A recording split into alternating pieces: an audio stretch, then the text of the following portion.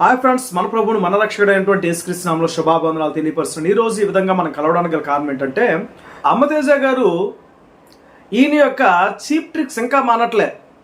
ఈయన చీప్ ట్రిక్స్ని ఏం చేస్తున్నారంటే వాక్యానికి అనుగుణంగా మార్చుకుంటున్నారు. ఎలా అంటారా? ఈరోజు అమ్మతేజ గారు తన చీప్ ట్రిక్ని ఎలా వాక్యానికి అనుసంధానం చేశారో మనం ఈ వీడియోలో చూస్తాం. చూడండి ఒకసారి. గట్టిగా చప్పట్లు కొట్టాలా? హల్లెలూయా! విశ్వాసం ఉంటే అరటి పండు కాదు అంజరపు ముద్దు ఇచ్చినా, యాపిల్ ఇచ్చినా, విశ్వాసము ద్వారా ప్రార్థన చేసి ఇచ్చిన దాని ద్వారా దేవుడు అద్భుతము జరిగిస్తాడు. కొట్టు గట్టిగా చప్పట్లు. హల్లెలూయా! మీరు ఫస్ట్ అమ్మ తేజ గారి గురించి మాట్లాడే ముందు యెషయా ప్రవక్త గురించి మాట్లాడండి. యెషయా ప్రవక్త ఏ విధంగా అయితే అంజూరపు పండ్ల ముద్దను తీసుకొచ్చి ప్రార్థన చేశాడో, ఆయనలో ఏ విశ్వాసం అయితే ఉన్నదో పాస్టర్ అమ్మ తేజలో కూడా అదే విశ్వాసం దాగి ఉన్నది. Praise the Lord. ఈరోజు దేవుడు నీతో మాట్లాడుతున్నాడు. ఆమేనండి. దేవుడు అయ్యా అరటికాయల నీ శక్తి నుంచు, నీ బలాల నుంచు, నీ అభిషేకం నుంచు ఆ బిడ్డ తింటుండగానే సాతానుగాడు గర్భము తెరవబడకుండా చేస్తున్న ప్రతి బలహీనతను తొలగిపోవాలని ప్రార్థన చేసిస్తున్నాం. నీకేం కర్మ? నీకేమైనా నొప్పి ఉందా? నీకేం నొప్పి అవుతుంది అనేది మా విశ్వాసము, తీసుకునే బిడ్డల విశ్వాసము. పోనీ అరటికాయలు పాస్టర్ అమ్మ తేజ ఎప్పుడైనా అమ్మాడా? అమ్మితే తప్పు. అమ్మేనా డాడీ? ఏ రోజన్నా నా ఖర్చుతో, నా సొంత ఖర్చుతో నా చెల్లెళ్ళ గర్భాలు తెరవబడాలా? ఆమేన్. నా సొంత ఖర్చుతో. చూశారు కదా, అమ్మతేజ గారు తన చీప్ ట్రిక్ని వాక్యానికి ఎలా అనుసంధానం చేసుకున్నారో. హిజ్కియా రోగ్గా ఉన్నప్పుడు, హిజ్కియా మరణ పరిస్థితులు ఉన్నప్పుడు యెషయా వెళ్ళి అంజూరపు ముద్దను ఏం చేశాడంటే తన గాయం మీద వేసినప్పుడు, తన యొక్క పుండు మీద వేసినప్పుడు అది బాగుపడింది. అలా చేయమని ప్రభువు చెప్పలేదు కదా. అది యెషయా యొక్క విశ్వాసము.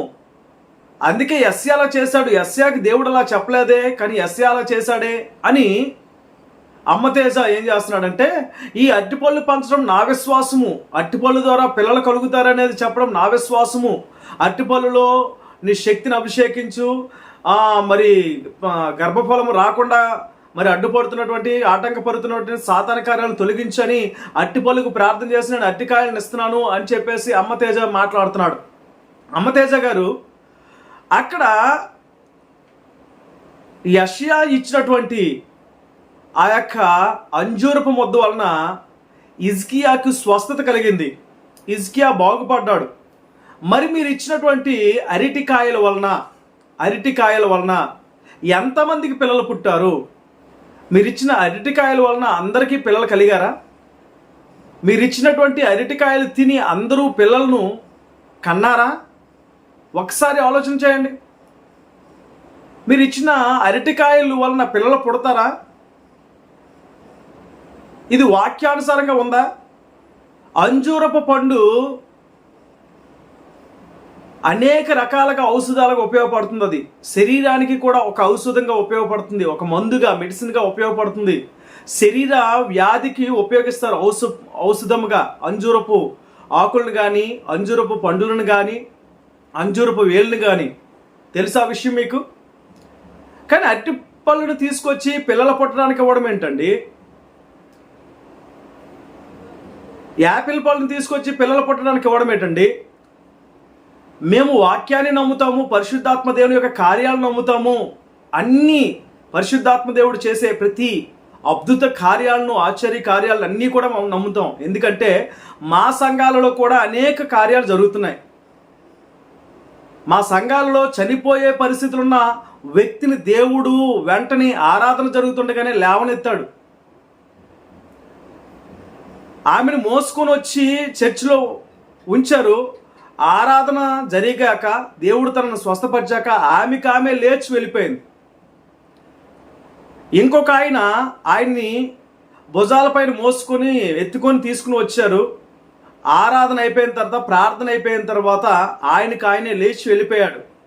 ఇటువంటి కార్యాలు పరిశుద్ధాత్మ దేవుడు చేస్తాడు. మేము మా కళ్ళతో చూస్తున్నాం. ఎన్నో ఏళ్ళ నుంచి ఒక్కొక్కరికి పిల్లలు లేని వారు ఉన్నారు. 7 సంవత్సరాలు, కొంతమందికి 12 సంవత్సరాలు, ఇటువంటి వారిని కూడా మేము చూసాం. వాళ్ళ జీవితాల్లో పిల్లలు పుట్టినప్పుడు ప్రార్థన చేయగా దేవుని పైన వారు ఆనుకొనగా పిల్లల వారికి కలిగినట్లు మేము అనేక మందిని చూసాం మా సంఘాలలో. కానీ అరటికాయలు పంచడం ద్వారా, బజ్జీలు పంచడం ద్వారా, లేకపోతే ఏదో పంచడం ద్వారా వాళ్ళకి పిల్లలు కలగలే. దేవునిపైన ఆధారపడ్డారు, దేవునిపైన ఆనుకున్నారు. ప్రార్థన చేయగా దేవుడు తన కృపను బట్టి పిల్లలను వారికి ఇచ్చాడు. దేవుడు పిల్లలను అనుగ్రహించాలి తప్ప అరటికాయలు కానీ, యాపిల్ కాయలు కానీ పిల్లలు నవ్వు. మీరు ఇచ్చిన అరటికాయలు ఎంతమంది తీసుకున్నారో వారందరికీ పిల్లలు పుట్టారా? వారందరూ పిల్లలు కన్నారా? ఆ లిస్ట్ మీ దగ్గర ఉందా? మీరు మీ సొంత మీటింగ్లు పెట్టుకున్నప్పుడు మాత్రమే పేర్లు పెట్టి పిలుస్తారు, లేకపోతే ఇటువంటివి చేస్తారు. ఎవరైనా మిమ్మల్ని వాక్యానికి పిలిస్తే మీరు వెళ్ళినప్పుడు అక్కడెందుకు కార్యాలు జరగట్లేదు? మీరు వీడియోలో చూపిస్తున్నారు కదా, పదే పదే వారి పేర్లు పెట్టి పిలుస్తున్నారు, బాగానే ఉంది. వాళ్ళ సమస్యలు ఏమైనా పోతున్నాయా? వారి రోగాలు ఏమైనా పోతున్నాయా?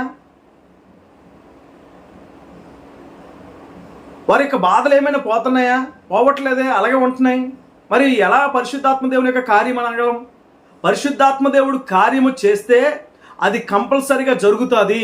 పరిశుద్ధాత్మ దేవుని యొక్క శక్తి శూన్యం నుండి సమస్తమును సృష్టించిన శక్తి. అది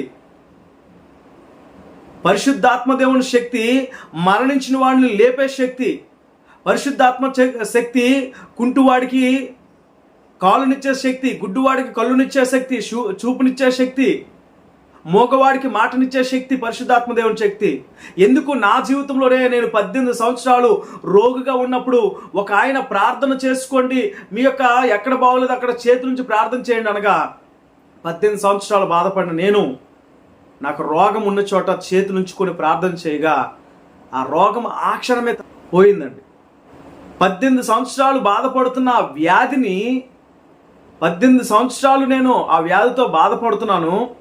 ఆ వ్యాధి ఆయన ప్రార్థన చేయగా ఆ వ్యాధి నాలో నుంచి పోవడం నేను అనుభవించాను. ఇప్పటికీ లేదు అది. ఆ రోజు ఆయన ప్రార్థన చేసినప్పటి నుంచి ఎప్పటికీ లేదు. అవి పరిశుద్ధాత్మ దేవుని కార్యాలు. 18 సంవత్సరాలు నా స్నేహితుల పక్కన కూర్చోవడానికి కూడా నేను భయపడ్డాను. నా స్నేహితుల దగ్గర కూర్చుంటే వాళ్ళు ఏమనుకుంటారో, అసహ్యపడతారేమో అనుకునే అటువంటి పరిస్థితి. ఆ పరిస్థితిని కూడా దేవుడు ఒక్క క్షణంలో మార్చేశాడు. అవి పరిశుద్ధాత్మ దేవుని కార్యాలు అలా ఉంటాయి. మేము పరిశుద్ధాత్మ దేవుని కార్యాలు నమ్మము అనట్లేదే, పరిశుద్ధాత్మ దేవుని కార్యాలు నమ్ముతాం. ఎందుకంటే అవి స్పష్టమైనవి, అవి స్పష్టంగా కనిపిస్తాయి. ఇలా పేర్లు పెట్టి పిలిచిన తర్వాత వారి సమస్యలకు ఏదైనా పరిష్కారం లభిస్తుందా అంటే లభించట్లేదే. మరి ఎలా నమ్మంటారు మిమ్మల్ని అమ్మతేజ గారు? మీరు చేస్తున్న మోసాలను ఇంకా ఆపరా? మీరు చేస్తున్న మోసాలను ఇంకా మీరు పరిశుద్ధాత్మ దేవుడి యొక్క పేరు చెప్పుకొని ఎంతమంది మోసం చేస్తారు? తోడేలు గొర్రెబొచ్చు కప్పుకున్నట్లు మీరు ఎందుకు అలా చేస్తున్నారు?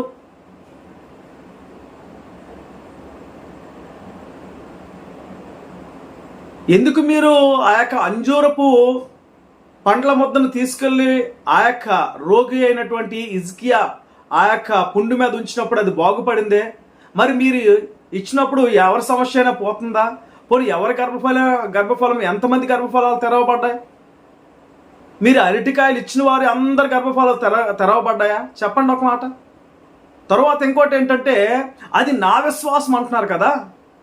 మీ విశ్వాసం అయితే కంపల్సరిగా కార్యం జరగాలి. ఎందుకో తెలుసా? వాక్యం మీకు తెలుసని నేను అనుకుంటున్నాను. వాక్యంలో మనం చూస్తే మార్కు సువార్త 2వ అధ్యాయంలో మనకి అక్కడ పక్షవాయువు గలవాడు కనపడతాడు. 4 వారి యొక్క విశ్వాసాన్ని చూసి ప్రభు స్వస్థపరిచాడు. మంచం మీద ఉన్న వాడి యొక్క విశ్వాసం కాదు, ఎవరైతే మోసుకుని వచ్చారో వారి యొక్క విశ్వాసం చూసి దేవుడు స్వస్థపరిచాడు. అలాగే మనకి మార్కు సువార్తలో మరొక చోట ఏమని రాయబడిందంటే చూడండి, యాయీరు కుమార్తె, యాయీరు యొక్క విశ్వాసాన్ని చూసి యాయీరు కుమార్తె బ్రతికివ్వబడింది. అలాగే శతాధిపతి యొక్క కుమారుడు తన యొక్క విశ్వాసాన్ని బట్టి, శతాధిపతి యొక్క కుమారుడు యొక్క విశ్వాసాన్ని బట్టి అక్కడ తన కుమారుడు స్వస్థపరచబడ్డాడు. అలాగే మనము అనేక మందిని బైబిల్ గ్రంథంలో చూడొచ్చు. అనేక మందిని అక్కడ వారు విశ్వాసాన్ని చూసి తన యొక్క కుమారులకో, తన యొక్క పొరుగు వారికో, లేకపోతే తన బాధపడుతున్న వారిని చూసి వారు యేసు ప్రభు దగ్గర తీసుకొని వచ్చినప్పుడు వారి విశ్వాసాన్ని చూసి దేవుడు స్వస్థపరిచాడు అనేక మందిని. మీ విశ్వాసాన్ని బట్టే కదా మీరు అంటున్నారు ఇది నా విశ్వాసము, ఇది నా విశ్వాసం. అంటే మీ విశ్వాసాన్ని బట్టి ఎంతమంది కార్యాలు జరిగాయి? మీ విశ్వాసాన్ని బట్టి మీరు అరటికాయలు ఇస్తున్నారే, అరటికాయలు తీసుకున్న ప్రతి ఒక్కరు కూడా పిల్లలను పొందుకున్నారా? మీ విశ్వాసాన్ని బట్టి అయితే లిస్ట్ ఉందా మీ దగ్గర? ఎంతకాలం ప్రజలను మోసం చేస్తారు, ఎంతకాలం ప్రజల్ని అంధభక్తులుగా చేస్తారు మీరు? మీకు అంత విశ్వాసం ఉంటే బయటకు వచ్చి ప్రసంగాలు చేయండి, వీధుల్లో నడవండి, ప్రార్థన చేయండి, ప్రసంగించండి, సువార్త చాటండి. అప్పుడు రోగులు ఎదురైనప్పుడు వారి మీద చేతులుంచి మీ విశ్వాసాన్ని బట్టి వారిని స్వస్థపరచండి.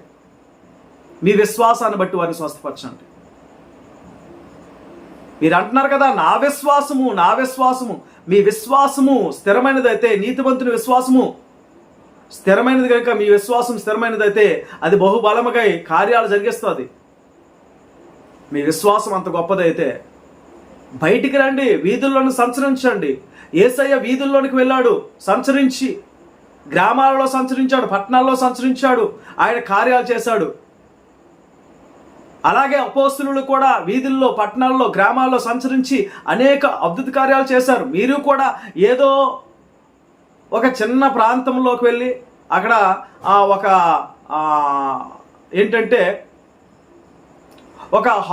మీటింగ్ హాల్ను తీసుకొని అందులో మీటింగ్ ఏర్పాటు చేసుకుని అక్కడికి వచ్చిన వారి పేర్లు మాత్రం పిలవడం, అక్కడికి వచ్చిన వారికి మాత్రమే ఇలా చేయడం, ఇది అసలు సమంజసమైన వాక్యానికి సపోర్ట్ చేస్తుందా? వాక్య విరుద్ధం కాదా? ఇది వాక్య విరుద్ధమే. ప్రియమైన సహోదరుడా, అమ్మతేజ, ఎక్కడైనా మార్పు చెందు, ఎక్కడైనా మారు మనసు పొందు. నువ్వు చేస్తున్నది పరిశుద్ధాత్మ దేవుని యొక్క కార్యాలు కాదు, అవి స్పష్టంగా కనిపిస్తున్నాయి నీలో నుంచి. ఎందుకంటే నువ్వు పిలిచిన పేర్లలో కూడా తప్పు పిలుస్తున్నావు కొంతమందిని. ఆ తప్పు పిలుస్తున్నప్పుడు పరిశుద్ధాత్మ దేవుడు ఎప్పుడైనా తప్పు పిలుస్తాడా?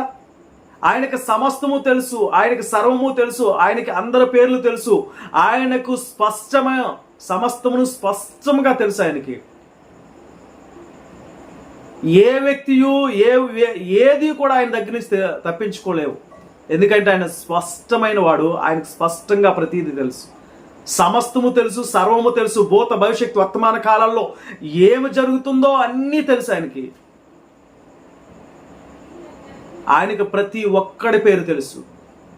తల్లి గర్భంలో నిర్మింపబడబోతున్న వ్యక్తి తెలుసు, తల్లి గర్భంలో నిర్మింపబడుతున్న వ్యక్తి తెలుసు, తల్లి గర్భం నుంచి బయటికి వచ్చిన వ్యక్తి తెలుసు, వాడు చీకట్లో ఉన్నా తెలుసు, వాడు ఎక్కడ దాక్కున్నా తెలుసు పరిశుద్ధాత్మ దేవునికి. వాడు పేరుతో సహా వాడు పుట్టు పూర్వోత్తరాలన్నీ కూడా ఆయన తెలుసు. అలాంటి వ్యక్తి పేర్లు మార్చి చెప్తాడా ఎక్కడైనా? అలాంటి దేవుడు పేర్లు మార్చి చెప్తాడా ఎక్కడైనా? లేదు. నువ్వు నడిపింపబడుతున్నది పరిశుద్ధాత్మ దేవుని చేత కాదు, నువ్వు నడిపింపబడుతున్నది ఇంకొక భ్రమపరుచు ఆత్మ చేతనేమో. ఒకసారి జ్ఞాపకం చేసుకో. నువ్వు పేర్లు పెట్టి పిలిచావు ఎవరి సమస్యలు పోయాయని, నువ్వు పేర్లు పెట్టి పిలిచిన వారు ఎవరు రోగాలు పోయాయని, నువ్వు పేర్లు పెట్టి పిలిచినంత మాత్రాన వాళ్ళ సమస్యలు ఏమైనా వెంటనే మాయమైపోయాయా? మాయమైపోలేదే. వెంటనే వాళ్ళ సమస్యలు తీరిపోలేదే. నేను కూడా చాలా సందర్భాల్లో ప్రవీణ్ కుమార్ గారి మీటింగ్ కాట్లకి వెళ్ళినప్పుడు నాకు తెలియదు, అప్పుడు అంతగా విశ్వాసంలో అప్పటికి నేను సేవలోనికి రాలేదు. నన్ను పిలుస్తారేమో, ప్రభువా నన్ను పిలు అని ప్రార్థన చేసేవాడిని. ఒక్కరోజు కూడా ఒక్కరు కూడా పిలవలేదు.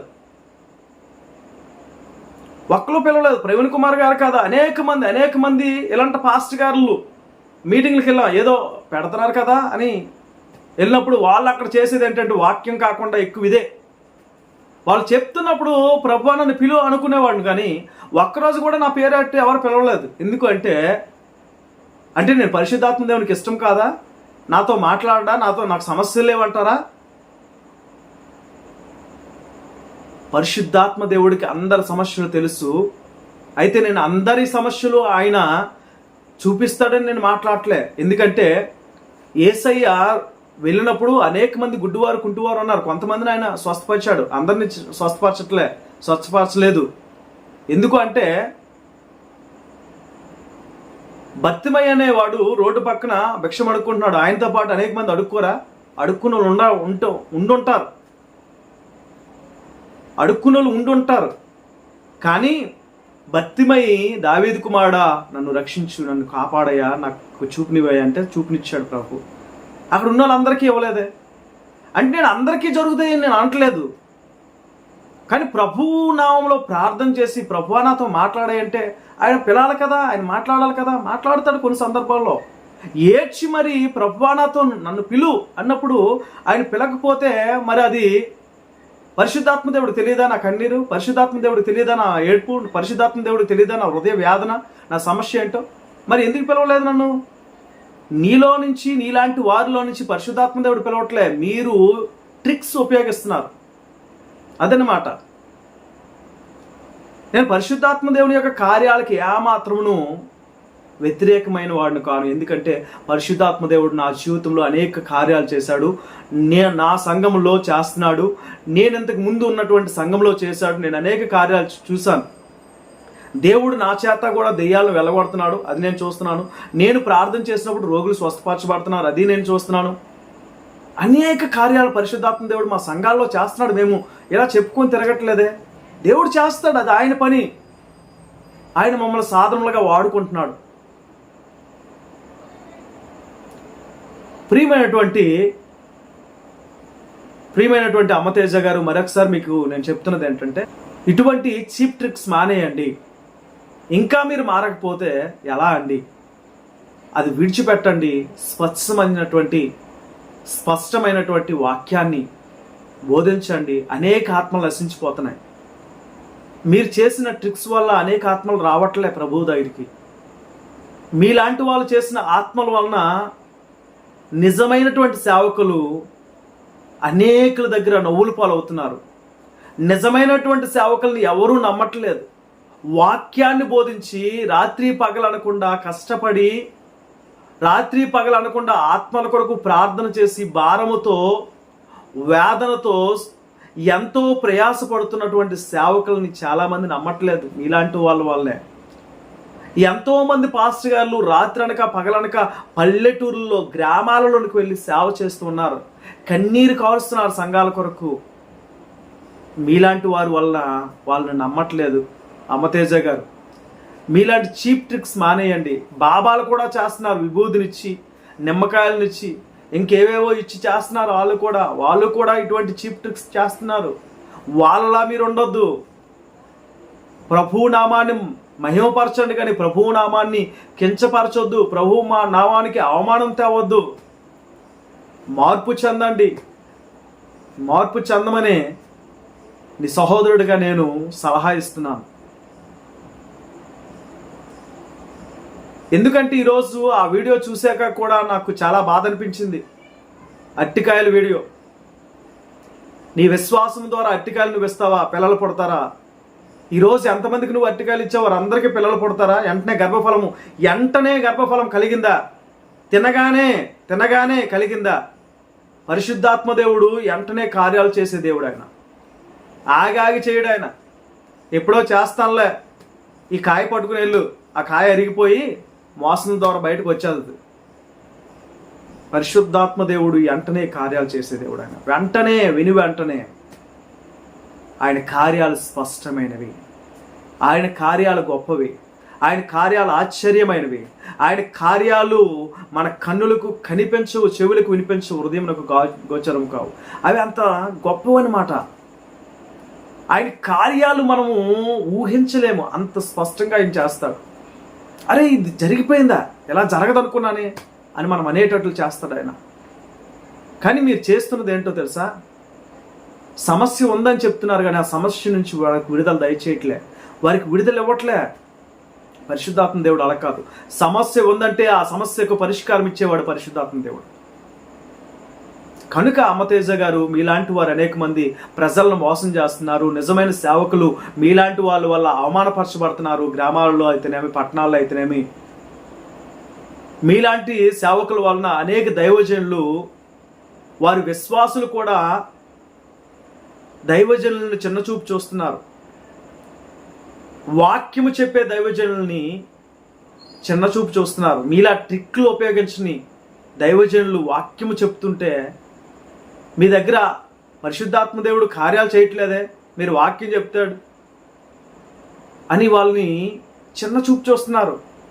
మీలాగా వాళ్ళకి ట్రిక్స్ ప్లే చేయడం తెలియదు కదా. వాళ్ళకి ఆత్మల భారం ఉంది, వారి ఆత్మల కొరకు ప్రయాసపడుతున్నారు. రాత్రి పగలనకుండా కనిపించిన ప్రతి ఒక్కడికి సువార్త చెప్తున్నారు.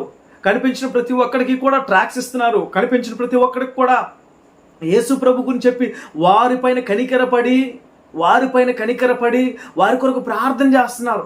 అయ్యో ఈ ఆత్మ నరకానికి వెళ్ళిపోకూడదని. మీరేం చేస్తున్నారు? వ్యాపారం చేస్తున్నారా? నువ్వు అంటున్నావు కదా, నేను అరటికాయల్ని డబ్బులు ఇచ్చి అమ్మట్లేదే, డబ్బులకి అమ్మ అవసరం లేదు.